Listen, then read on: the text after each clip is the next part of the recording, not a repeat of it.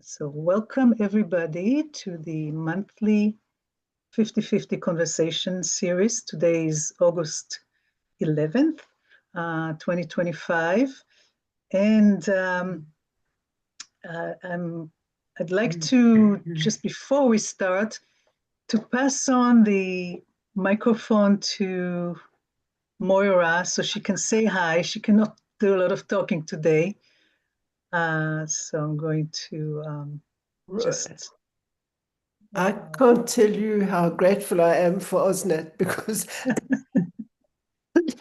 I really have been grounded by this dreadful, dreadful, dreadful cold. And it's just not possible to carry on talking. But I'm so happy to be here, so happy to see you all. And I wish you a very, very happy meeting. And I know AusNet will tell you what you need to know and extract what we can all go forward with. Thank you. Okay, you got the idea. Welcome, Tom. Welcome, Mark. Thank you. Yes, so welcome again. Pass It On Network is a global community that spans over 60 countries. You can see quite a few of them around this screen. And collectively, we're addressing critical issues facing older adults worldwide. And today, and I'm glad you're here because you're curious, what happens in the past 6 months? And really, when you look at it once by month, not much. When you look at it as a 6 months lot, it feels pretty dense. Looking back, 2025 so far. Some things about Pass It On Network. Every month we share 50/50 conversation. Sometimes it has a specific topic and a guest, and sometimes it's a conversation. We also have a Global Pioneer Gazette.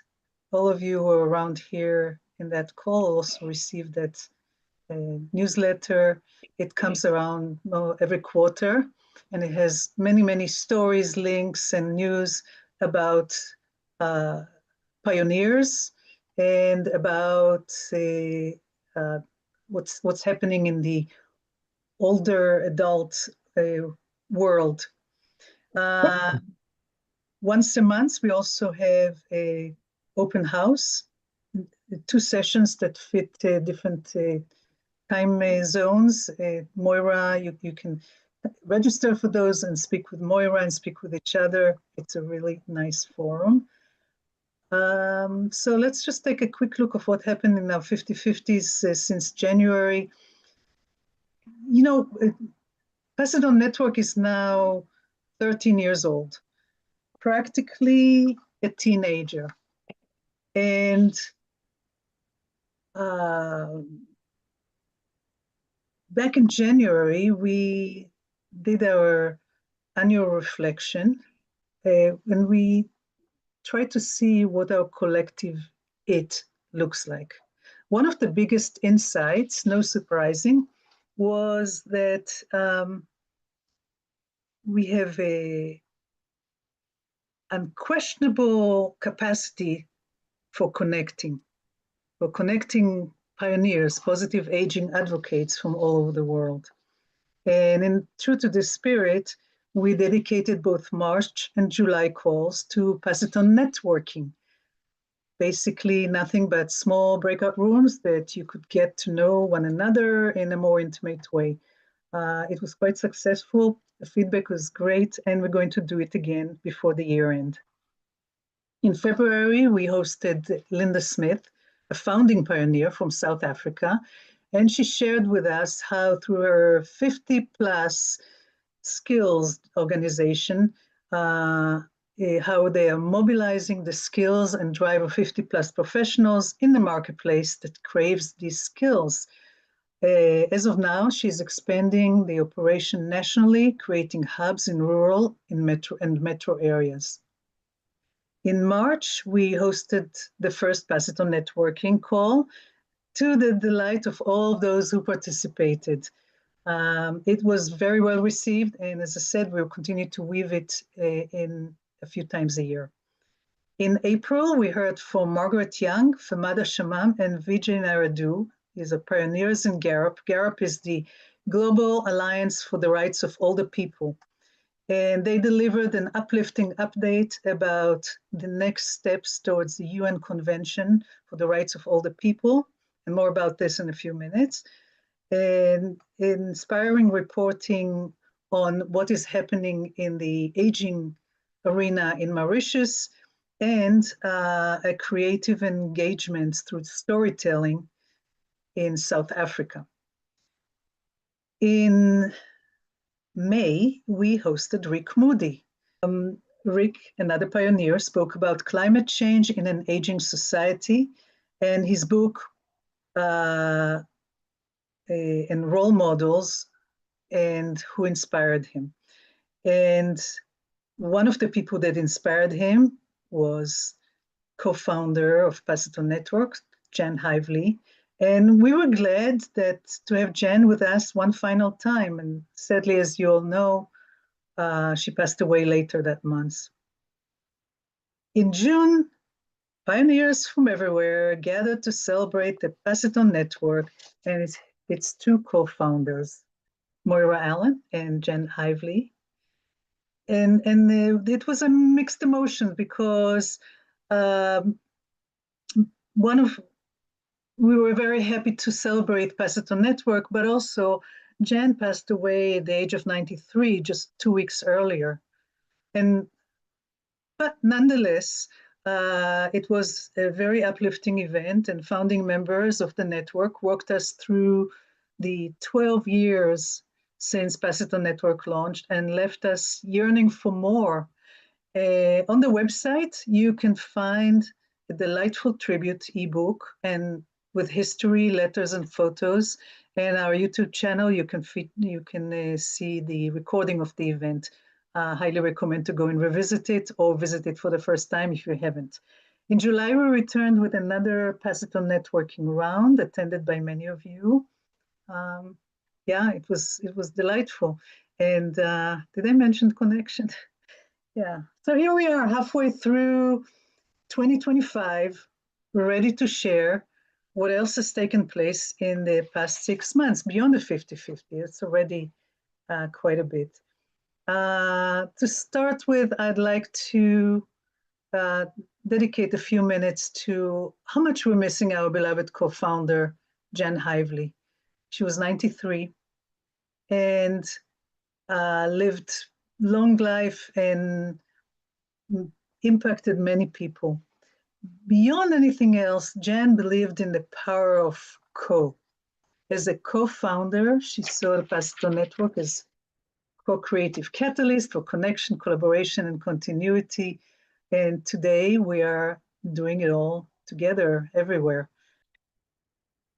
One of the things that I wanted to bring up here is that collaborative spirit. Right now, we have only one co-founder in the Paciton Network.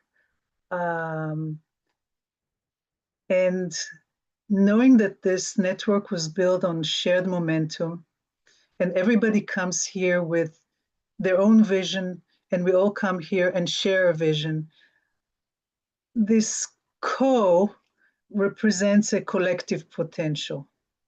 As we saw already in the sessions, one of the reasons the sessions of Paciton networking are so successful and so engaging is because transformation happens through connection. And today, later on, I'd like to pose again the question that we have is, what does a co-leadership look like for PION going forward? Maybe a multi-generational model. We need to explore all possibilities and ask how we all engage in this conversation. It's not a coincidence that I'm using a lot of words that start with CO, because we have that kind of a co-spirit in the Paciton network. But we'll continue to speak about it a little bit later after this conversation. What have we been doing in the past 6 months? We continue to nourish global collaborations, formal collaborations that we started last year. One is with the ILC UK, the International Longevity Center. And we also continue to collaborate with Active Aging Consortium Asia Pacific, ACAP. One other piece of news is that Jeff Rubin is now Paciton Network official representative in the global stakeholder groups on aging, on the UN SDGs. These are the Sustainable Development Goals, High-Level Coalition Forum. It's this group is the civil society group that works on how to achieve those 2030 social development goals. And before Jeff took on that role as a representative, Jan Hively was our representative. So thank you, Jeff, for doing this. Conferences, speeches, and meetings. We have our flying ambassador, Moira, going everywhere to spread the word, to spread the message. In February, she took the train over to London to the ILC, the International Longevity Aging Conference, and met there with a bunch of people and again spread the message, made new connections. In March, okay, this I'm going to spend a couple of minutes on. ACAP celebrated its 20th anniversary. I'm saying 20th and somewhere I saw 25th, but they celebrated the anniversary by doing a study visit to Fukuoka, Japan, and also to Gito Island's Advanced Aging Lab.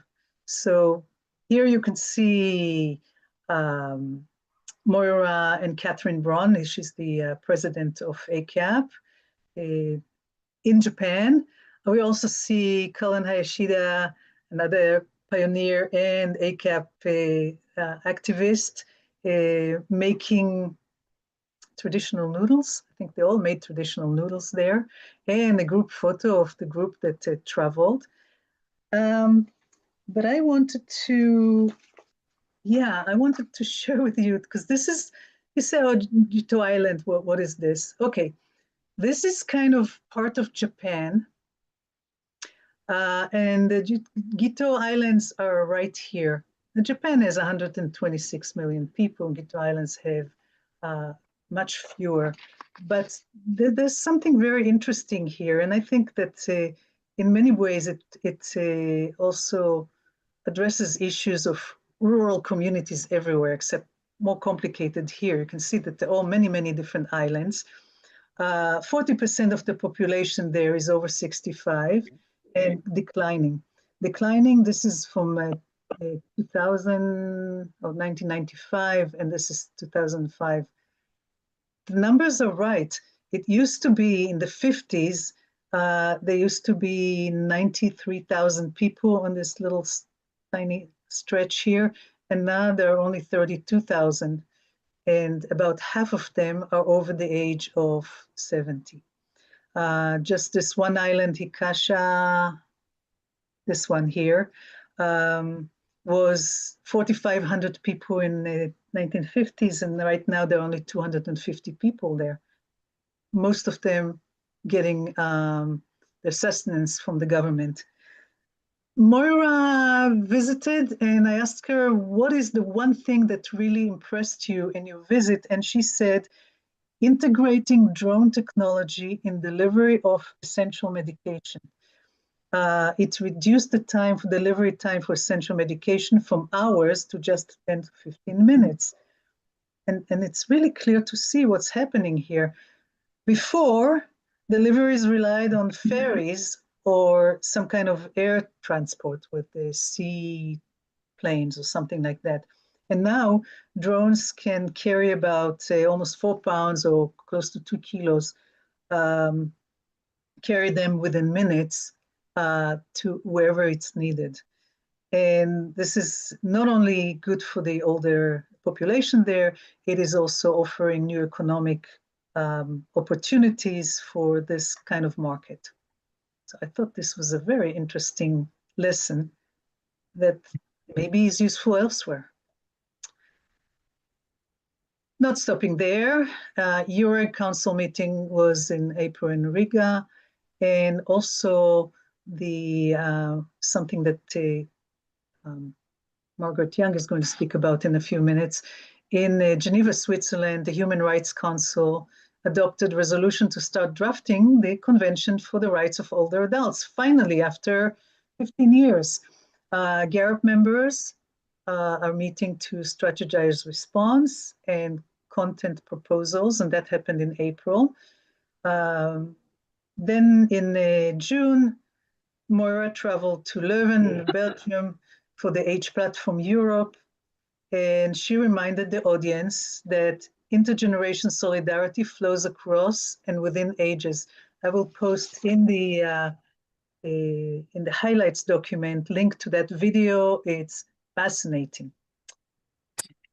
And at this point, I'd like to pass it on for a few minutes, 5 minutes, to Margaret Young to speak about breakthroughs on the UN Convention for Older People. So Margaret, this pause is for you. Great. Thank you, Osnat, for leading the discussion so far and for helping out while Maura is not feeling well. Hope Maura feels well fairly soon. Yeah, so very exciting news this year. The Human Rights Council did adopt a resolution to start looking at drafting the convention. So what's within it is to establish a intergovernmental working group, which means it includes member states representative at the UN, civil society, and older people within that resolution to start looking at drafting the convention. It will go through a process of about 6 sessions, 3 next year, and then probably 3 a year after. So right now it's been published that there are 3 sessions that starts next year. The first one will be all about modalities. So which really means is what's the agenda? Like what type of work is going to happen and how will it be done? And you know, kind of like a work plan. So for the very first session is going to focus on the work plan. And that's really exciting, especially in a time when we think about the UN itself as an infrastructure is going under such stress with under multilateralism under being attacked and the whole funding issue. So we're really happy that older persons' human rights is on the agenda, and it's going to really make a difference to older persons as well as existing UN conventions that doesn't talk about age, because they, for example, the one about women, about let's say women, disability, for example, they were crafted before like the whole aging phenomenon is top of mind. So there are gaps in those. So it's an opportunity for us to pick that up. So having known the news since April, GARAP being a global organization of more than 400 network members of organization, of which Pass It On Network is a key collaborator and partner. And we actually have a couple of pioneers who's been like really active on the steering group. So VJ, who is on the call, is actually one of our deputy chairs at GARAP, and so as myself as part of have him in the chair, and I'm currently the immediate past chair. So with that, GARAP said, okay, what is it that we need to do? So we brainstormed with input from members. So 2 key things, there are a few of them, but 2, one is we crafted a proposal for the modalities, like what do we want to see in terms of those content?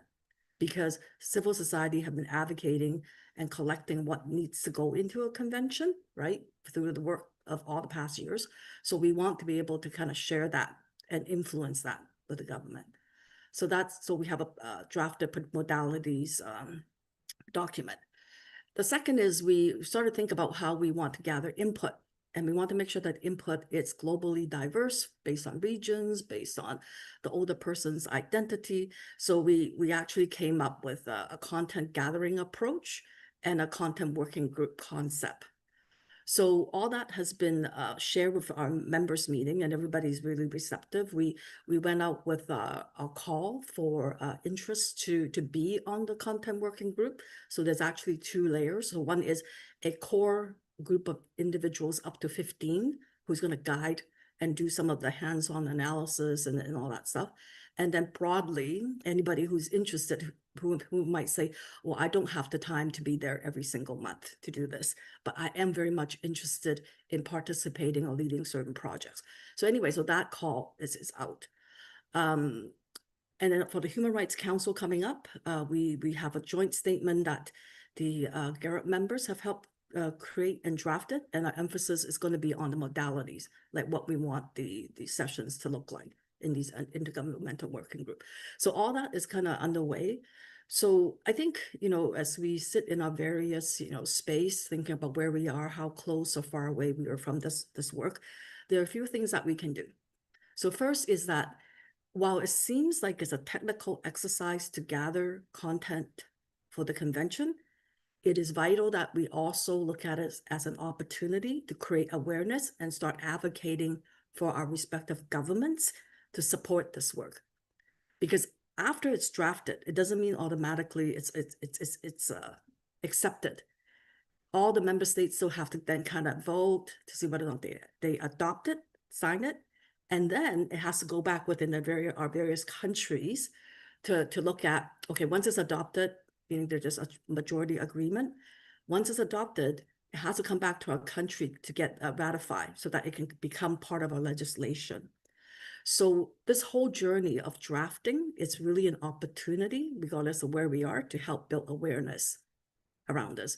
And if people are participating and want to participate in gathering input because they want to make sure the older person's voices is there, or their experience with the NGOs or the service groups are reflected, those input is important, because even if it doesn't get into the convention finally in the exact form that you have presented, it's helpful in terms of your local advocacy. So I want to emphasize that as we kind of look at this work moving forward. Secondly, apply for the ECOSOC status with your organization, because your ECOSOC status meaning having a seat at the table for all the UN related activities, including this one. So it could be, it could be an organization that's an NGO, it could be an organization that's an association, it could be an organization that's private sector. So because what happened is once there's accreditation, even let's say I don't have time to go to the Human Rights Council, or it's too complicated for me, whatever reason, I can make a submission, or I can register to be part of it and watch online. The power of more organizations registering for a session, even though we're not attending in person, show the member states that, hey, broad civil society, a large number of organizations are watching this. So that's why the ECOSOC status is important in terms of that. And then lastly, while Pass It On Network is a member and a very supportive member of GARUP, please apply for your organization's membership.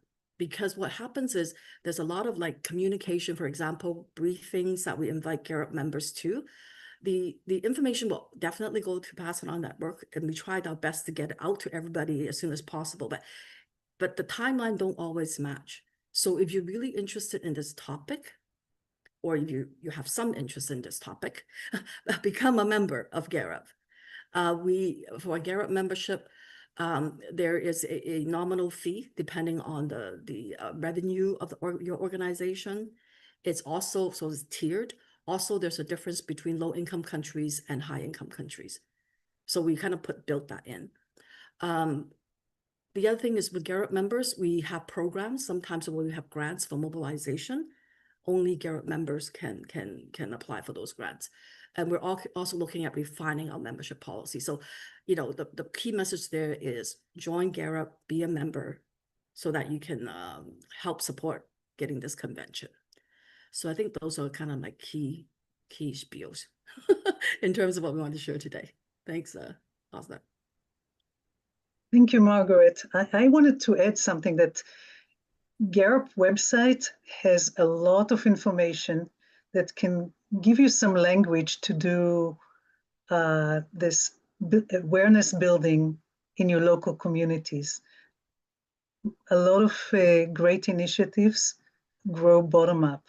So I recommend to also scout there the GARUP website and find the things that can help you explain why it's important.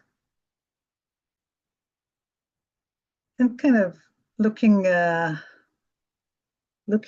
the crystal ball, there are a few things that are happening. This is not everything that is happening, but just a few things that we wanted to highlight in September, October, and December.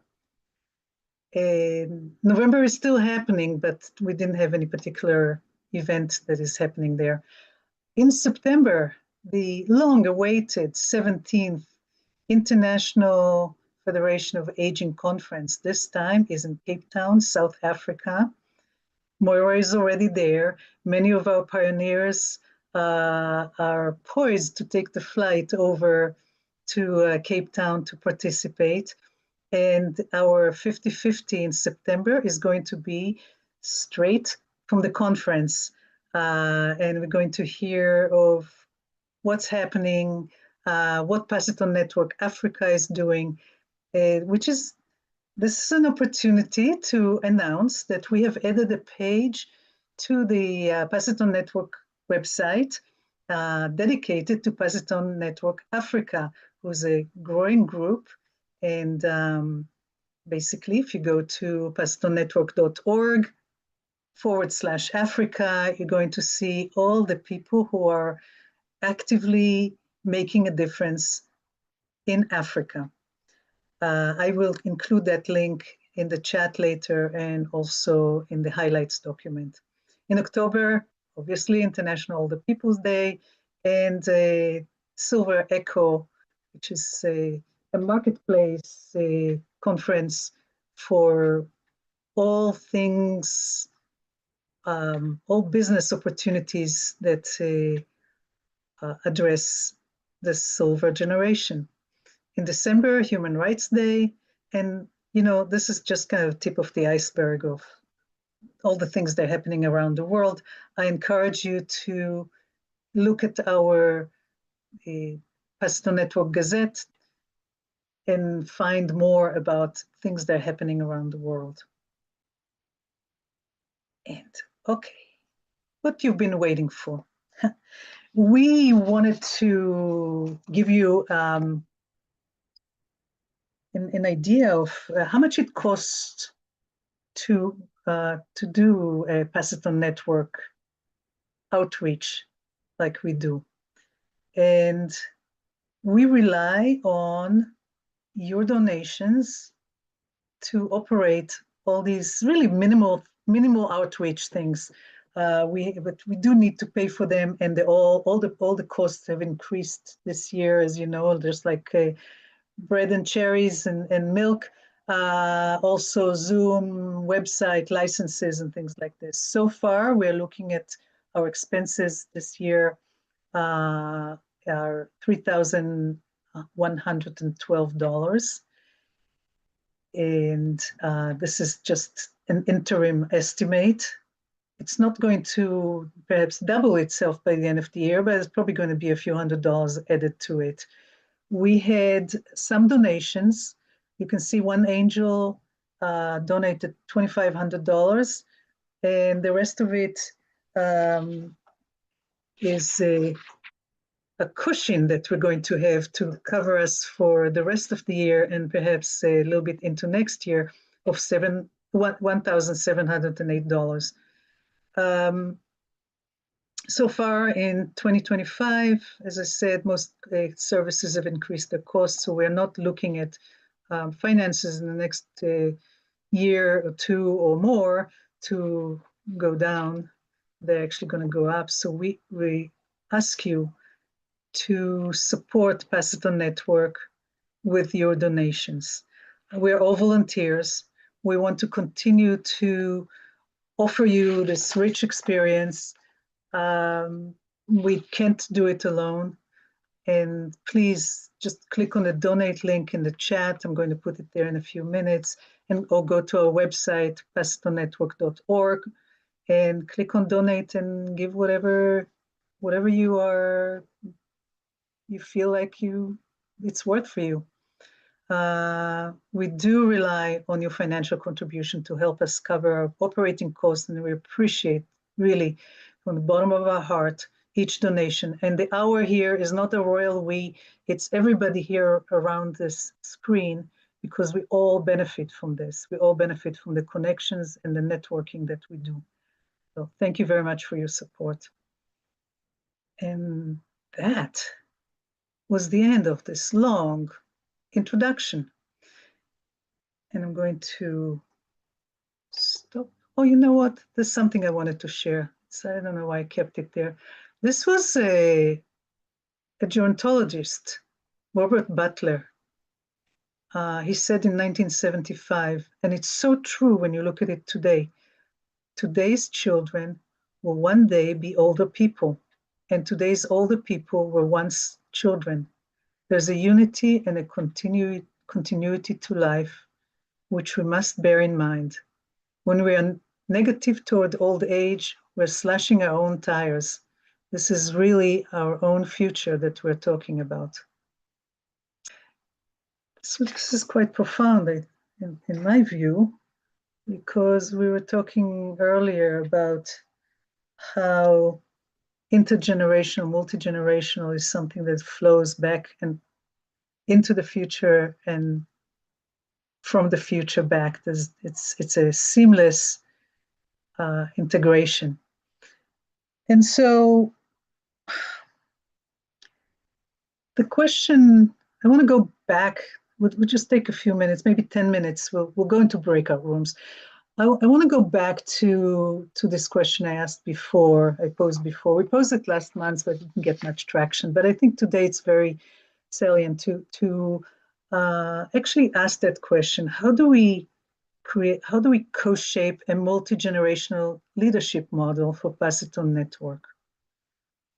The secret, as Jan said, was in the spirit of co. You cannot do it alone. It's always a thing that people need to do together. So I'm going to send you off to breakout rooms for 10 minutes. I think we're pretty much all back here. I hope you had an interesting conversation. This is not an easy conversation if you spoke about that particular challenge. How do we co-shape a new multi-generational leadership model for Passiton Network? We're now, as I said, we are in our 13th year. The spirit of co demands that there'll be more than, there'll be at least 2 people, and hopefully more, shaping the future of Passiton Network. The fact that you are here means that you have a keen interest in this continuing to happening. I just want to refer back to something that Jan was very much about, is multi-generational leadership. And this is one of the areas where we probably could do differently. I'm not quite sure where, and I'd love to hear, if you can raise your digital hand, I'd love to hear what thoughts came up for you as you were discussing it with other people in your group.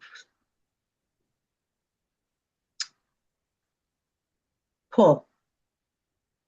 Yeah, thank you, Osna. We had a great short conversation. I think a couple of things came out of that was, first of all, that we as older people have to adapt, particularly to technology. And it's up to us to take that on. The other thing we talked about was how we behave as older people in conversation with younger people. And that is that we need to listen to them rather than talk at the younger people and you be sharing our wisdom. How can we listen better to engage in those conversations? So those were some of the things that came up. Thank you.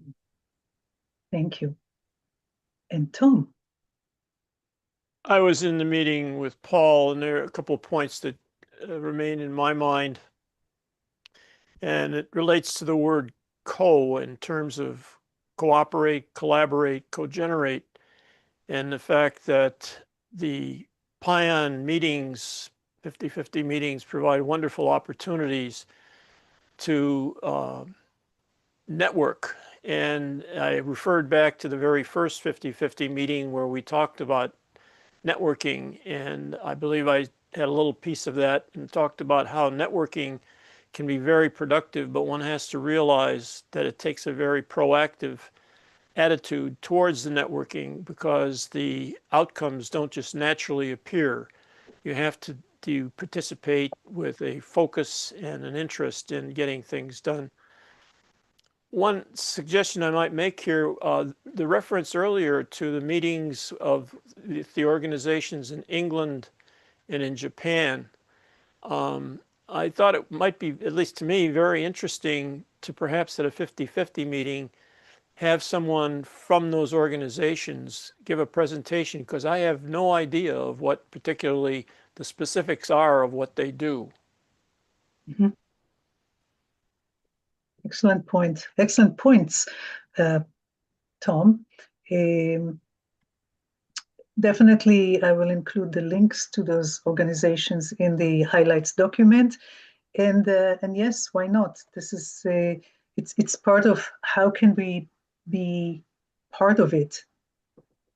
One other point, if I may, I forgot about, and Peter Whitehouse I think dropped off, but the idea of intergenerational interactions and networking, and not just intergenerational in the term as it's used to just refer to an association, but as Peter is trying to do, create an entry in the dictionary with the word intergenerative, namely the dynamic process between the generations, which is a really important thing, which Paul referred to maybe he didn't, but we discussed the issue of sometimes older people don't like to listen to younger people because they feel they are older and more experienced. But as Rick Moody likes to say, things come from an open mindset in meetings. So when you recognize that everyone has their own particular perspectives and agendas. Thank you. Yeah. Okay. Verna, all yours. Thank you. This is something that excites me so much. And I had a great conversation with Jackie. We both agreed the difficulty seems to be making the linkages and the connections, finding the other generation to have that conversation with. And we're both beginning to agree for the first time that we need to talk to each other. And that's very hopeful, very promising. In the US, they just on our public broadcasting station the other night, they just had the group Co-Generate do a segment on older and younger people talking. And that, we're starting to see this little gold thread go through our conversations and our articles and our literature, that this is really happening and that we see it as very important. I think if PION can prioritize what they think is important, and then once that's in our heads, then make an affiliation with other groups such as Co-Generate, and I think Generations United. I'm still learning. I'm a student to all of this. And then we don't have to reinvent any wheels, but at the same time, we know what our priorities are. I just think it's so exciting. I mean, I'm just jumping out of my chair. I really, really think this is a wonderful opportunity. Thank you, Verna. Anyone else from our multi-generational group here? Anne, do you want to speak on behalf of the group or share what we discussed? And then A couple of thoughts came to my mind. One being in terms of leadership, leaders, I think it involves both leaders of all ages that are interested in the power of collaboration, both those that are pre-existing and so those who are active in the space and follow breadcrumbs and connect and collaborate. But I think also there's that untapped or sort of dormant group of people who, when given the tools and maybe spaces to discuss, that they realize with the things that they've learned in life or their own skills, that they do want to step up or have something to share in terms of multi-generational collaboration. So our group, we discussed the idea of creating spaces that brings together people of different ages. So Josephine had mentioned that a local community center by her does tech workshops for older adults.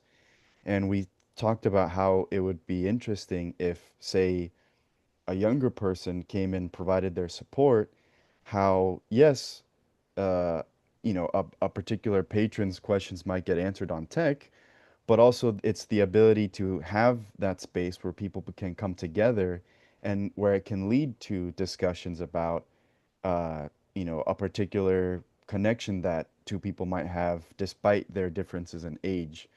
And when that passion is tapped or excited, how that might lead to potential new leaders who want to say, hey, I really want to participate. How can I get involved? Um, so I think the quote by Robert Butler that was shared earlier, I think is key in the sense that what the getting people of all ages, both across all ages, right? It's not just young and old, it's everybody, to understand what what can be done to make a better world when all people of all ages collaborate and getting that almost getting out of our age bubble, so to speak, of thinking not just of who we are today, but who we were and who we might be, depending on the situation that is going to be surrounding us in the future. I think anything that helps create spaces where those dialogues and conversations can take place and where potential new leaders could be sort of inspired or have raise awareness on how they could get involved when something new or meaningful is created there. So I think, yeah, I think that might be an interesting way to approach it. And Thank you, now I'll be Isaac. quiet. Yeah, thank you, Isaac. Han. I like to talk about the new technology, AI and ChatGPT. I work with that every day, and I I think that the whole world will dramatically changed by AI, and we as the elderly should participate there and tell them what the needs are.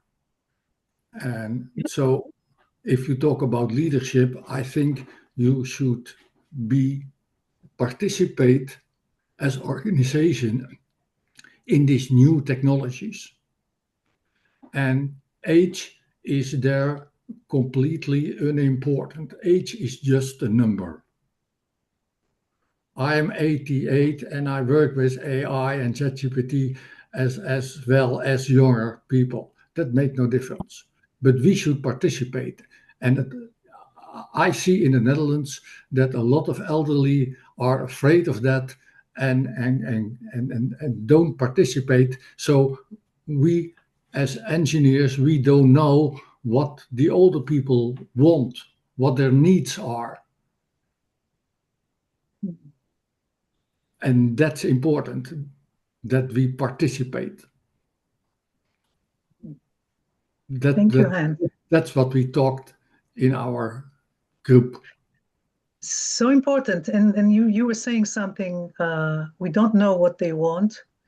and it reminds me of some commercial a few years ago, say, how did this, I don't know, salesperson know what you needed? And the other person said, he asked.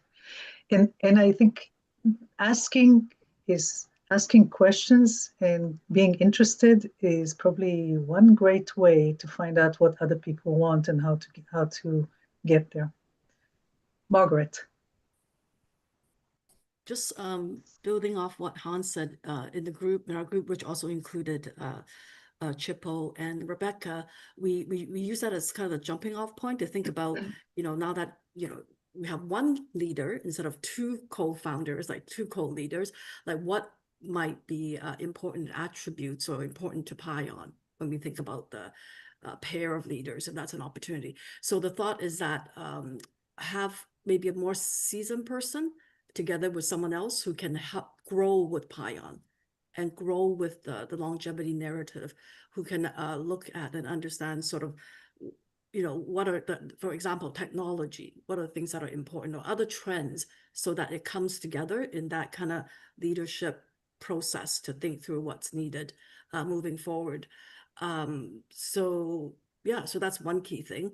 And then so we also talked a bit about age. So to Hans' point, there's not like a specific age, because it's really dependent on the person and what they can bring to the table with Pasadena Network. But if it's really someone who's quite younger and they're really interested in the topic, then maybe somebody who's kind of like a leader in training or in practicum, that type of thing. So I just wanted to kind of offer that and bring that up as part of our discussion. So thank you. Very interesting that you are saying that co brings in mind two. For me, co brings to mind multiples. We've just heard here from everybody around the table that there's so many areas. There's technology, there's exchange, there's mentoring, there's all kinds of stuff. For me, the notion of co for Pasadena Network is having a co-leader, more than one, so we can address all these different things. So we can reach out to more areas that involve all these generations by co-leading through all these generations. So I'd like to expand the envelope here and say that co doesn't mean two. It can mean 4, 5, 6, 10, 12.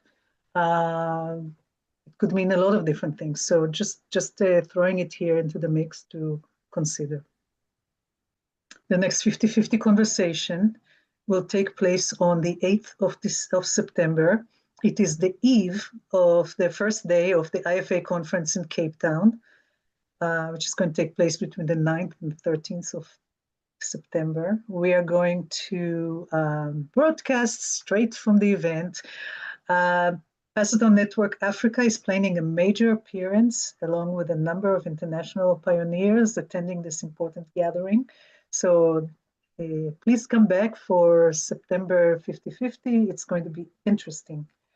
Watch your email for an invitation sometime about 2 weeks or so. And for now, I'm going to close this part formally, and we're going to leave the conversation open for another 15 minutes for any other thoughts, maybe messages, maybe you have events that you'd like to invite people for. This is the time to do it.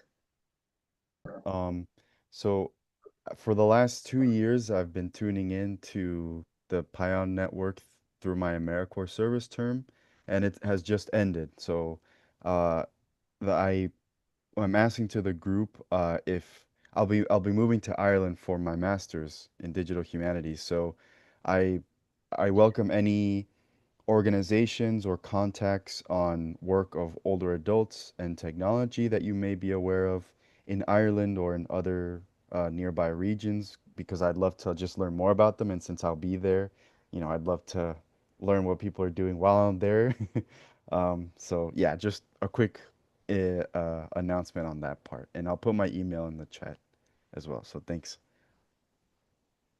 Thank you. Wow, Ireland. Cool. Any other thoughts, announcements, links, anything? This is the 15 minutes that you can say anything that's on your mind. It's completely unstructured. I just wanted to add something that I put in the chat. Is that all right? Yeah. By 2034, the Census Bureau estimates American adults over 65 will outnumber those under 18 for the first time. That was statistic was shown on the Sunday morning program last week. So that gives more of a, I think, a perspective of how important it is to have co-generating groups. Thank you. Yeah. That's that. Would you mind repeating that, Josephine?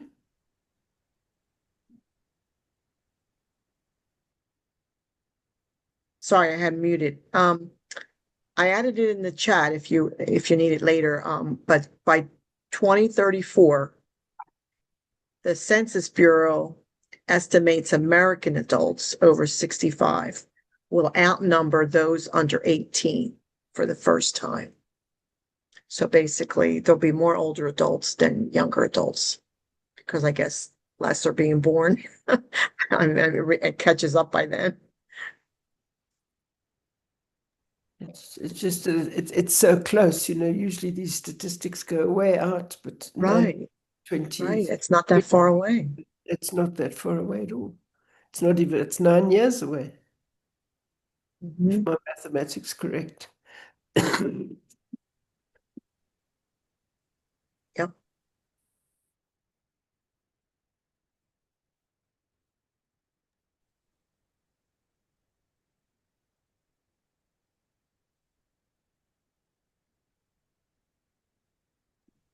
Verna, did you want to speak? Muted. Verna? Yeah, I've been thinking about last month's meeting. That was so valuable. I wondered if maybe we could have a visual sometimes of what, you know, I definitely picked up that there are some top topics that we're concerned about in the aging field. And I wondered if we couldn't kind of reflect on that a little bit about within our group, the things that we feel passionate about and that we're working on. And maybe even have an understanding of, you know, those various topics and who's working in those areas. Just a thought. Yeah, that's an excellent point, Verna. And I'd like to point everybody to this. I'll just list all of them again. There is a connection link. Let's see. If you want to connect with other people, I think, Verna, you are using it. We have a sheet where you can add your interests, your connection. You can find other people who share your priorities. As we know, we are a very diverse group, and we are interested and care about all kinds of things. All of them are worthy. And this is the place where they all intersect. And some of these collisions, so to speak, can create something else. Every exchange changes others and changes us, and we create something new. If there's nothing else left to be said, I hope this was an interesting session today. It's always amazing of how much we actually accomplish and do and interest and impact and influence and get influenced, inspired by over just a few months, and the next few are going to be probably equally engaged. So all healthy and clear. And yes, Moira, please. And thank you very much for coming today. We'll see you again next month. Fine. Thank you very much, Osnet. Bye-bye, everybody. Bye.